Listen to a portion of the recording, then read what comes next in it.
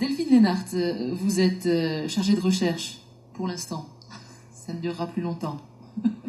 Pour rien dévoiler. À l'INRA de Toulouse, l'UMR Agir, Agrosystème et Développement Territorial. Vous allez donc développer aujourd'hui pour nous les différents usages de l'eau sur un territoire donné, puisqu'on a vu que c'était plus pertinent de parler en termes de bassin versant, avec l'exemple des coteaux de Gascogne et la question du partage. Vous avez 10 minutes, madame. Bonjour à tout le monde. Donc une des questions qui était posée était l'agriculture irriguée prélève-t-elle des ressources aux dépens d'autres usages? Donc ce que je vais vous présenter, c'est un peu une vue de l'usage agricole par rapport aux autres usages, et puis ensuite un aperçu des contributions de la recherche à l'amélioration du partage de l'eau. D'abord, une première vue là vous avez une carte qui vous présente les zones, les superficies qui sont équipées pour l'irrigation, donc les superficies irrigables. Donc ce que vous voyez, c'est que ce que je confirme là, donc ce que vous a présenté Bernard Etier, les zones les plus irriguées sont le bassin parisien, la façade sud-ouest, le grand sud-ouest, et puis le sud-est avec une partie de la vallée du Rhône. On retrouve ça sur les surfaces effectivement irriguées à partir des données du RGA, du recensement agricole de 2000. Et ce qu'on voit sur la droite, c'est que les principales cultures irriguées en superficie, c'est d'abord et avant tout le maïs grain. Si on veut regarder ce que ça représente, ce que représentent les prélèvements agricoles, on peut le regarder ici, c'est représenté par grands bassins hydrologiques. Donc on arrive à quelque chose qui va jusqu'à 5% de la ressource disponible.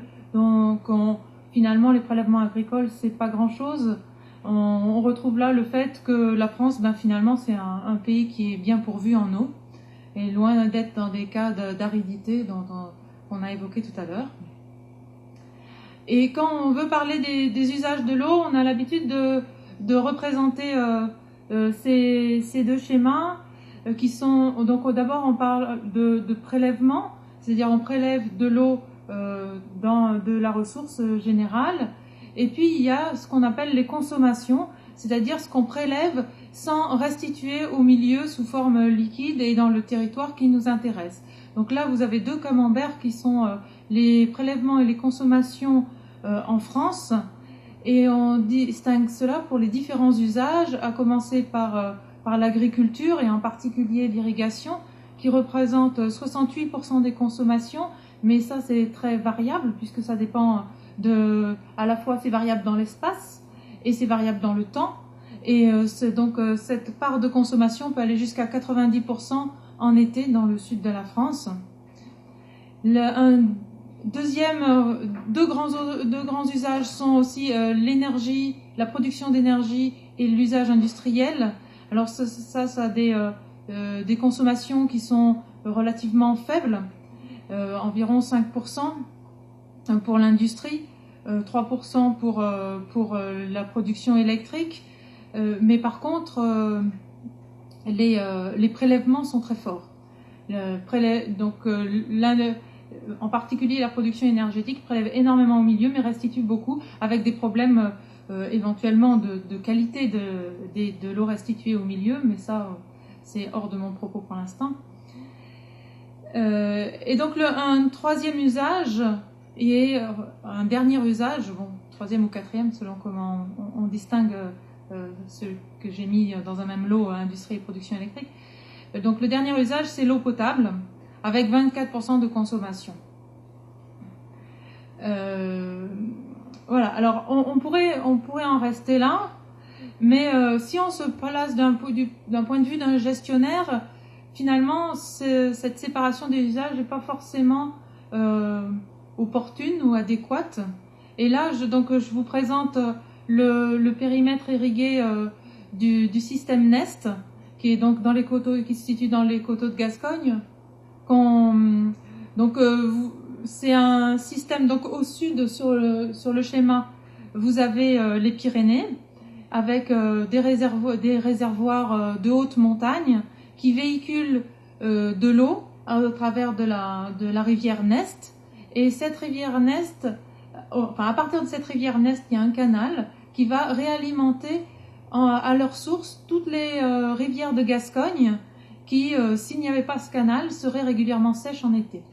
Donc le gestionnaire, en l'occurrence la compagnie d'aménagement des coteaux de Gascogne, CACG, a la gestion de ce système. Donc c'est un réseau hydraulique avec 1300 km de rivières et 100 millions de mètres cubes de ressources stockées donc en haute montagne, où c'est ce que vous voyez à travers des petits rectangles, de petits triangles rouges, des réservoirs de coteaux.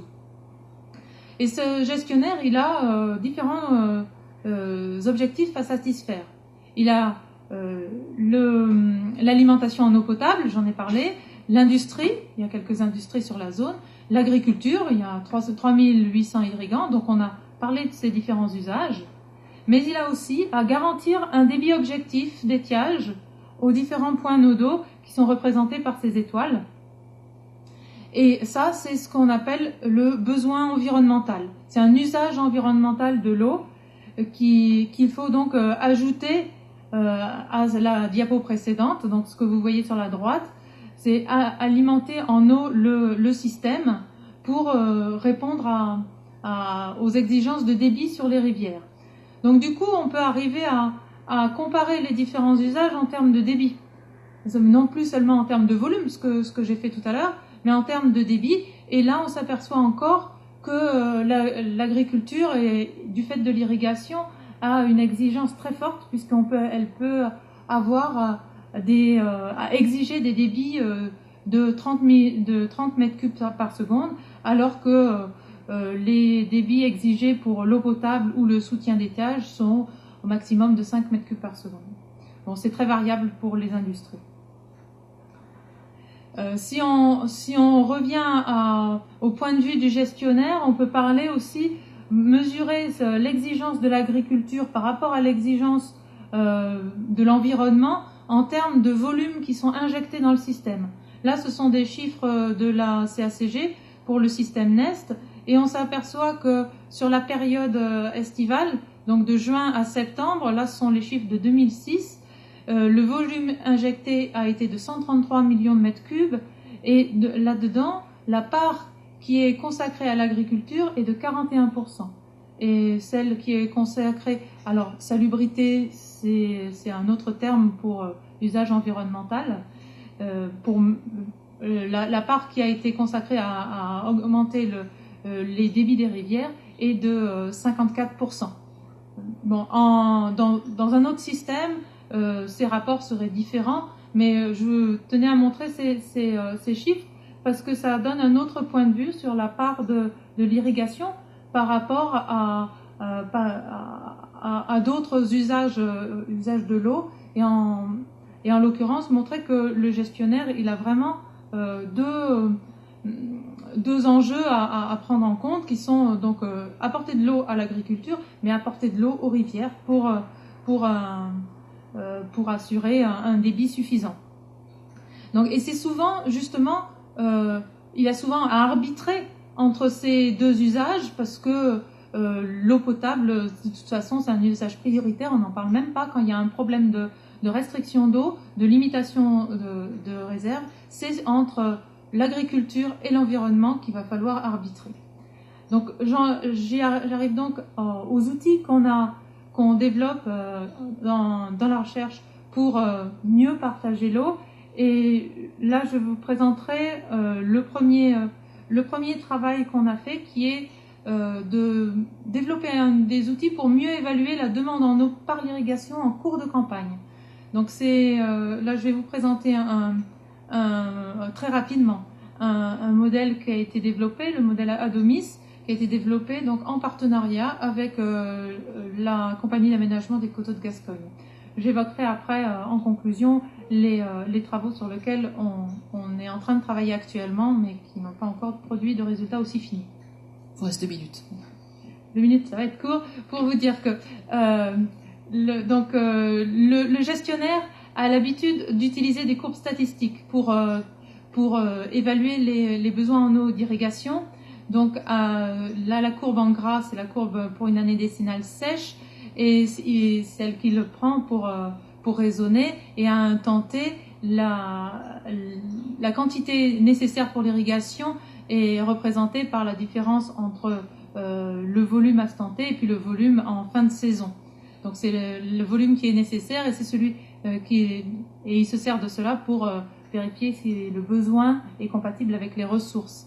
Ce qui s'est passé en 98, c'est qu'il y a eu défaillance de ce modèle-là parce qu'il y avait des conditions climatiques qui étaient celles d'une année décennale sèche. Donc il a lâché beaucoup d'eau en milieu d'été pour satisfaire l'étiage des rivières et puis satisfaire les besoins en eau d'irrigation. Donc il pensait qu'il était dans les clous, comme on dit, et en fait il y a eu des informations de terrain qui ont montré que c'était pas le cas. Ils n'étaient pas sur la courbe où il aurait dû être, et du coup les besoins n'étaient plus compatibles avec la ressource, et donc il y a eu du fait notamment de semis tardifs des cultures et une période froide en juin. Donc c'est sur ce constat-là qu'on a développé le modèle que je vous montre très rapidement, juste pour vous dire que il permet de prendre en compte des données climatiques de l'année en cours et qu'il est basé sur des règles de décision des agriculteurs pour calculer la demande d'irrigation par hectare qui, multipliée par la surface irriguée, permet d'avoir une demande d'irrigation totale. Donc cet outil a été utilisé en juillet 2003 avec des données climatiques mesurées jusqu'au jour de simulation qui était le 9 juillet 2003 dans un premier temps et comparé donc la courbe rouge c'est celle qui a été obtenue avec le modèle Adomis et la courbe noire est la courbe de référence qui a été utilisée jusqu'à ce moment-là.